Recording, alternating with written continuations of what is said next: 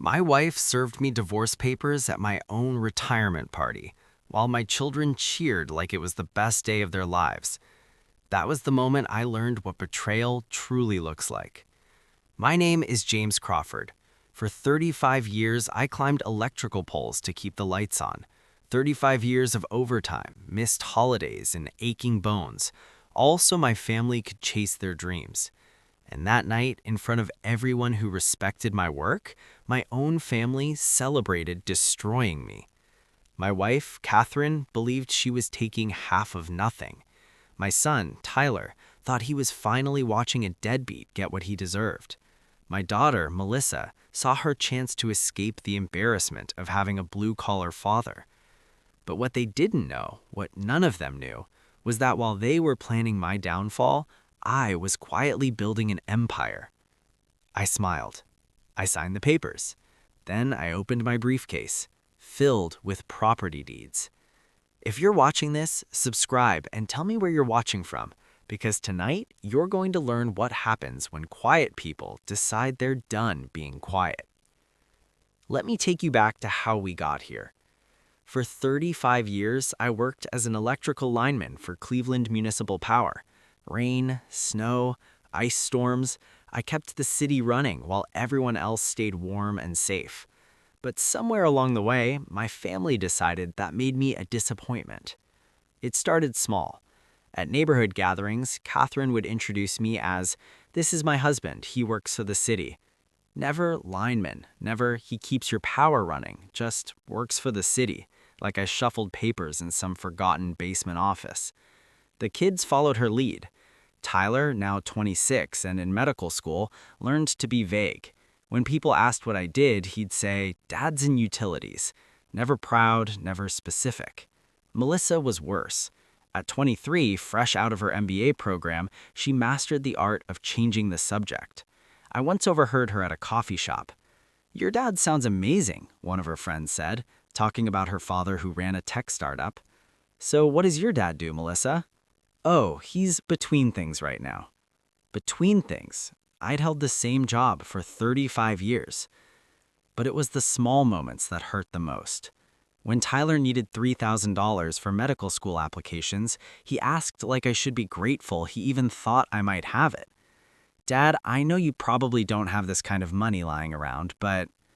I wrote the check without hesitation. That was 18 months ago. He never once asked how I had it so readily available.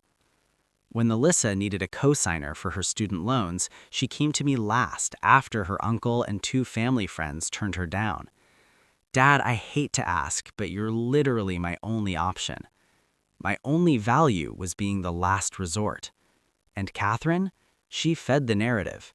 At dinner parties, she'd laugh about my simple needs, how I was happy with my Red Wing boots and Carhartt jackets. "Jim's not complicated. Give him his tools and his TV and he's fine." Like a pet. I overheard her complain to her sister about my lack of ambition. "He could have gone to trade school, become a contractor, made real money, but he's too comfortable being an employee." What she didn't know was that I used that employee income very carefully. While she spent freely at Target and planned vacations, I studied real estate. While she bought new furniture, I researched rental markets and property values. Every overtime shift had a purpose. My first property was a small duplex in Lakewood. I bought it in 2008 after the crash, $15,000 down, fixed it myself on weekends. Within 6 months, it was cash flow positive. I never told her. Property 2 came in 2009, then a triplex in 2011, a small apartment building in Cleveland Heights in 2013. Each one profitable, each one invisible to my family. They saw me come home dirty and exhausted and assumed that meant unsuccessful. They never asked why I wasn't stressed about money, never questioned how we always had what we needed. The respect became routine. Tyler borrowed money like he was doing me a favor. Melissa treated family dinners like charity work. And Catherine began looking at me like I was a problem she needed to solve. By summer 2023, I knew the marriage was ending. New gym membership, new clothes, hidden texts, long errands. Then came the credit card charge for $87 at Pier W on a night she claimed she was with her sister. The financial manipulation followed soon after. Talk of selling the house, downsizing, too much debt. What she didn't realize was that I was earning $15,000 a month in rental income, that I owned 10 properties free and clear, that I could retire immediately. Ohio is a no-fault divorce state. She was planning to take half of what she knew about, but her plan had one fatal flaw. She didn't know about the properties. Every one of them was in my name, purchased quietly, legally mine. The kids were already practicing life without me. That October, both Tyler and Melissa called asking for thousands of dollars, no explanations, no gratitude. That's when I knew I had to act. The confrontation happened over dinner. "We've been talking about your future," Tyler said. "Our future," Catherine corrected. "Maybe it's time for a next chapter," Melissa added. I listened. Then I asked one simple question. "When you borrowed money from me, where did you think it came from?" Silence. The next morning, my phone rang. Property management, lease renewals, refinance approvals. Tyler overheard the calls. "Dad, what business is that?" he asked. I smiled. "Just some investments I've been working on." And in that moment, everything he thought he knew about me began to fall apart.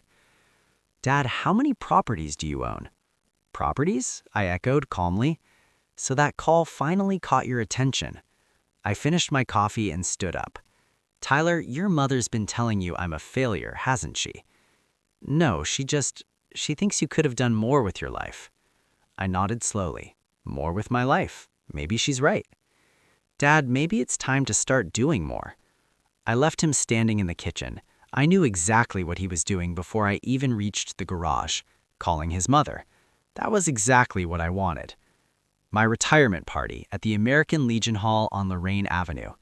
Catherine insisted on organizing it herself. "It's the least I can do," she'd said. At the time, I thought she was being kind. Looking back, I realized she was setting the stage. The hall was packed, over 120 people, co-workers from the power company going back decades, union reps, neighbors, extended family. Even a few of my tenants showed up, which surprised me. "Mr. Crawford treats us like family," Maria said. "When our furnace went out on Christmas Eve, he had someone there within 2 hours." The party started well. My supervisor gave a speech about my safety record, 35 years, 0 serious accidents. "Jim Crawford is the guy you want on your crew when the storm hits, reliable as sunrise." People laughed, applauded, shared stories from ice storms and blackouts we survived together. For the first time in months, I felt proud again. Tyler and Melissa stood near the back, glued to their phones. Catherine moved through the crowd, playing the role of proud wife perfectly. She'd even made a scrapbook of my career. If only they knew, people kept telling her. Then Catherine stood up to speak. "Marriage isn't easy when your husband does dangerous work," she began. "There were nights I didn't know if he'd come home." Past tense. "And that's why this feels like the right time to make an announcement." The room went quiet. She pulled a manila envelope from her purse and handed it to me. "These are divorce papers," she said. "I filed yesterday." 120 people watched me open them. And then I smiled. Not the smile of a broken man, the smile of someone who'd been waiting. "Thank you, Catherine," I said calmly. "This is very thoughtful." Tyler stepped forward. "Mom told us we support this." "Honestly," he added, "this might be the best day ever." Melissa laughed.